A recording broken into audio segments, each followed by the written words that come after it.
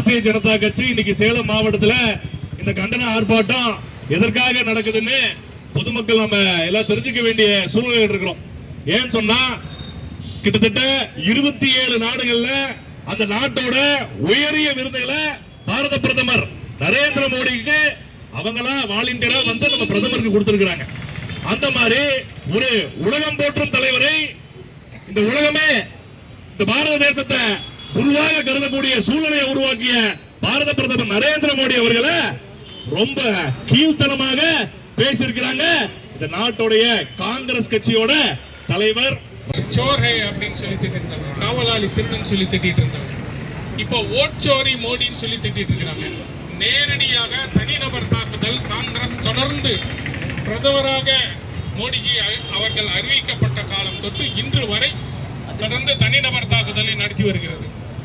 அதே போல அவர் மோடிஜி அவர்களை குறிப்பிடும் பொழுது கூட தும் ஆவ் ஜாவ் அப்படிதான் பேசுறார். நீ வா போ என்ற உரிமையில் பேசும் நபர் இந்த ராகுல் காந்தி.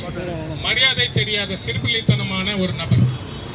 இதற்கெல்லாம் ஒரு படி மேலே போய் இப்பொழுது இந்த தர்பங்கா என்ற இடத்திலே நடந்த அந்த பொதுக்கூட்டத்திலே பேசும் பொழுது மோடிஜி அவர்களை மட்டுமில்லாமல் காலம் சென்ற அவருடைய தாயாரையும் குறிப்பிட்டு மிக கேவலமாக அவருடைய சகோதரி மோடிஜி அவர்களுடைய சகோதரியும் தாயார் இருவரையுமே வார்த்தையில் வெளியே இந்த ராகுல் காந்தி திருந்த வேண்டும், இல்லாவிட்டால் பாஜக அவரை திருத்த வேண்டி வரும் என்பதை இந்த நேரத்தில் தெரிவித்துக் கொண்டு எனக்கு வாய்ப்பளித்த அனைவருக்கும் நன்றி கூறி விடைபெறுகிறேன். வந்தே மாதரம்.